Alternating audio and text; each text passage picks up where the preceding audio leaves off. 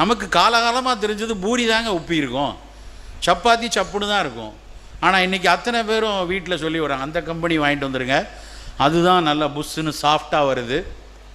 அவன் கூடவே விளம்பரத்தில் எங்கள் கம்பெனி சப்பாத்தி மாவுக்காக நாங்கள் மத்திய பிரதேசத்திலிருந்து ராஜஸ்தானிலிருந்து பிரத்யோகமாக கோதுமை வாங்கி அரைத்து கொடுக்குறோன்னு. அந்த கம்பெனி எங்கள் வீட்டு பக்கத்தில் பெரம்பூரில் தான் இருக்குது. நான் அங்கே உள்ள உணவியல் வல்லுநர்கிட்ட கேட்டிருக்கேன் நேரடியாகவே, எப்படிப்பா உங்கள் கம்பெனியில் மட்டும் புஷ்ஷுன்னு உப்புது? அதெல்லாம் ஒன்றும் இல்லைன்னா ஒரு கெமிக்கல் இருக்குது, அது சேர்த்தோம்னா புஷ்ஷுன்னு உப்பிடும். நாம் சாப்பிடக்கூடிய அத்தனை பாக்கெட் மாவிலும் ஒரு பெரிய வணிக போட்டி இருக்குது. இந்த நிறுவனத்துக்கும் அந்த நிறுவனத்துக்கும் போட்டி. என்னுடைய இதுதான் மிகச்சிறப்பானது, நான் தான் ரொம்ப சாஃப்டான சப்பாத்தியை கொடுப்பேன், நான் தான் நல்லா புஷ்ஷுன்னு உப்புற மாதிரி கொடுப்பேன்னு சொல்லி ஒருத்தருக்கு ஒருத்தர் போட்டி அதை விளம்பரப்படுத்துகிறார்கள்.